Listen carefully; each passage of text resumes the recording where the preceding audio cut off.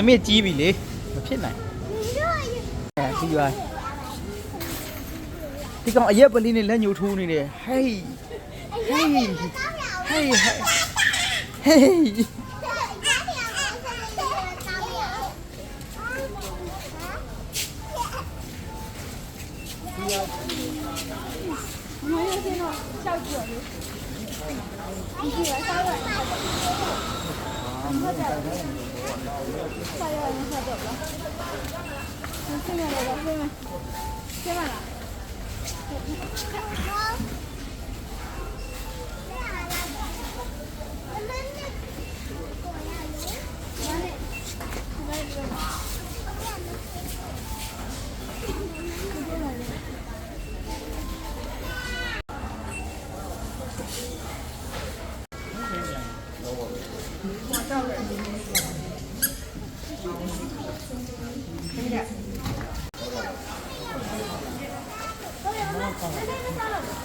ဘယ်သူတော့အိမ်ရောက်မှစားအခုစားအကုန်ဖောက်ကြကုန်မှာ